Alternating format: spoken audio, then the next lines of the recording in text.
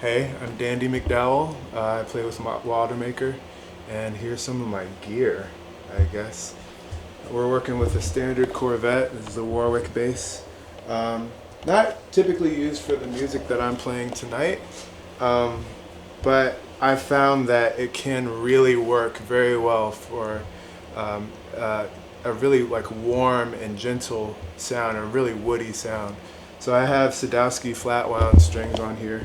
The gauge, they're like the medium gauge strings. I don't remember the exact width of them, but yeah, this is kind of a modified bass too. It's only mildly modified, but I had this 1960s Italian Echo bass that was kind of, I don't want to call it trash. I hate to call an instrument trash, but it's just not very good.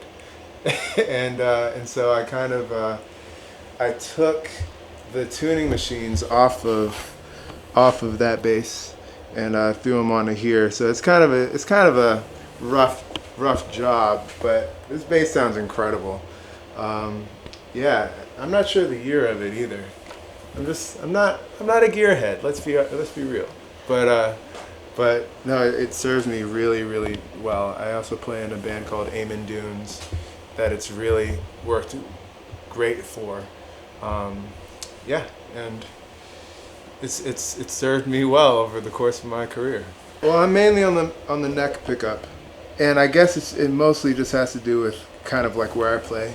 I play up here when it's pits, but when I'm picking with the pick, which I do often and I do mostly in this band, I play up here as well. So it's just kind of that's more the zone that I'm trying to highlight.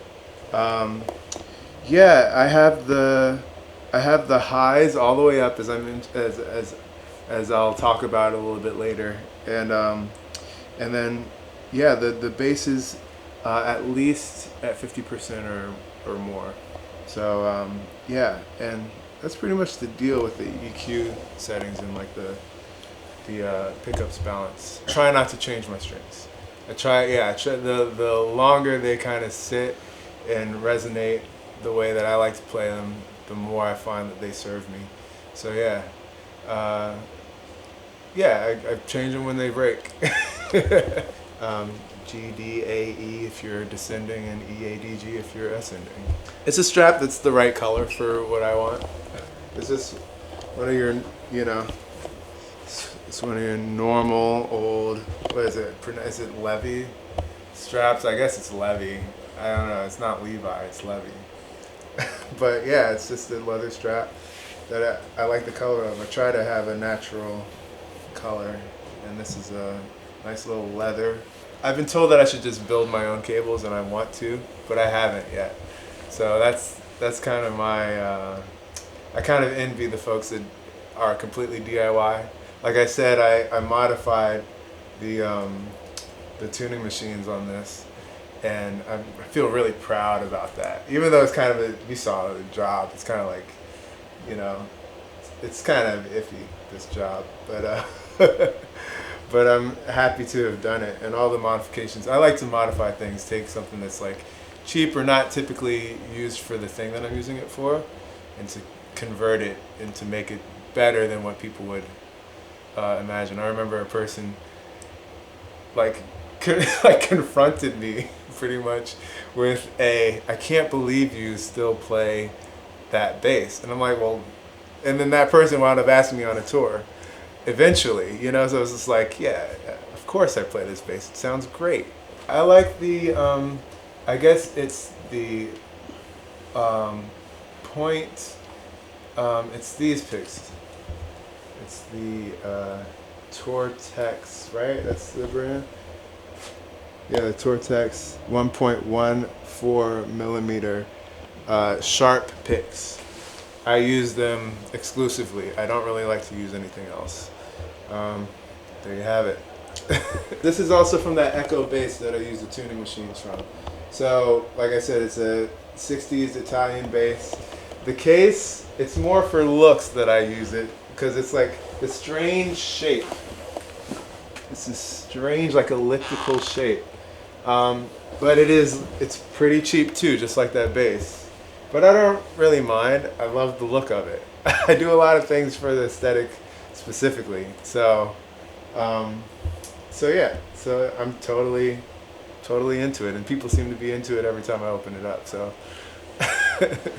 okay, this is Aguilar DB751, and it's a really sick rig. It's also this is a 212 cap.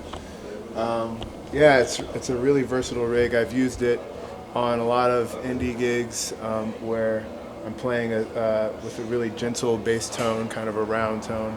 But then I recently used it on a big pop gig where I was playing slap on a Fender on a Fender Jazz 5-string bass, and it totally did the trick.